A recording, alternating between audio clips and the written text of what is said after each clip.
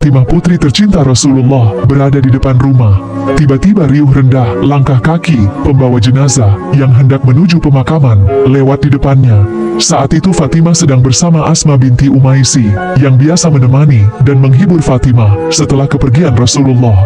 Setelah kepergian pembawa jenazah lewat, tiba-tiba Fatimah menangis terseduh-seduh hingga membuat Asma panik dan bertanya, "Wahai putri Rasulullah, mengapa engkau menangis? Apa ada yang salah dengan rombongan pembawa jenazah tadi?"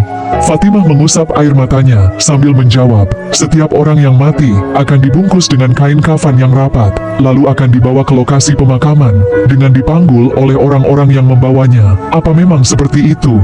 Dahulu, sebelum adanya keranda jenazah, bagi mereka yang meninggal, jenazahnya hanya dibungkus kain kafan rapat, lalu dipanggul di atas pundak orang-orang yang membawanya menuju pemakaman." Asma menjawab, "Tentu wahai putri Rasulullah." Kemudian Fatimah melanjutkan, "Dan aku pun kelak akan dibawa ke kubur seperti itu." Asma menjawab, "Benar wahai putri Rasulullah." Lalu Fatimah melanjutkan, "Itulah yang menyebabkan aku menangis. Sungguh aku sangat malu jika nanti aku meninggal, kemudian dibungkus kain kafan dengan rapat lalu diangkat di atas punggung orang-orang yang membawaku ke kubur. Sementara orang yang mengiringi jenazah akan melihatku, sungguh aku sangat malu, karena saat itu mereka akan melihat lekuk-lekuk tubuhku." Mendengar ucapan Fatimah, Asma mengingat sesuatu dan berkata, "Wahai putri Rasulullah, di saat aku ke negeri Habasyah, aku melihat jenazah yang dibawa ke kubur, diletakkan di sebuah tempat yang disebut keranda. Bagian bawah terbuat dari kayu, bagian atasnya ditutupi kain. Aku pikir itu bisa menutupi pandangan orang dari melihat lekuk tubuh jenazah yang dibawa."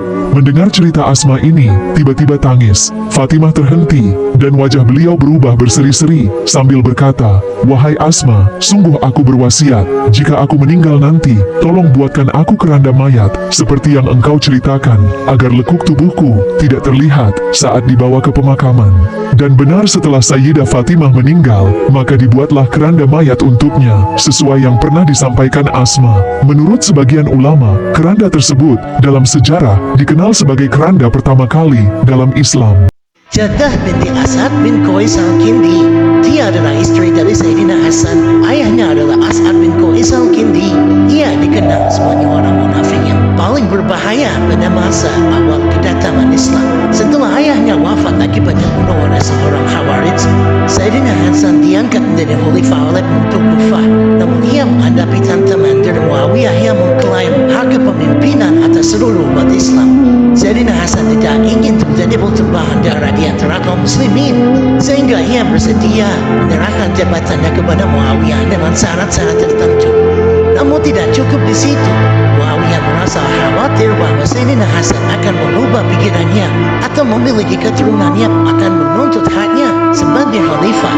Oleh karena itu, maka ia menjalin kontak dengan ayah Jaddah dan menjanjikan kepadanya bahwa ia akan menikahi Jaddah putrinya jika ia berhasil membujuknya untuk meracuni suaminya. As'ad kemudian menipu Jaddah dengan mengatakan bahwa Muawiyah sangat mencintainya dan ingin menikahinya.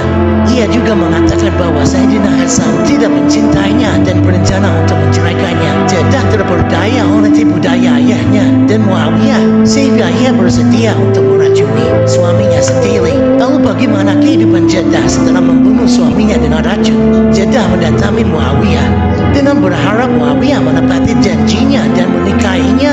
Ternyata Muawiyah tidak menepati janjinya. Muawiyah malah mengutuk Jaddah sebagai pembunuh dan menghukumnya dengan cambuk dan dipenjara. Ia juga dikucilkan oleh masyarakat dan tidak ada orang yang sudi berhubungan dengannya. Jaddah sangat menyesal. Penyesalan dan kesengsaraan yang terus dia rasakan hingga akhir hidupnya. Ia meninggal karena sakit, dan tragisnya tidak ada yang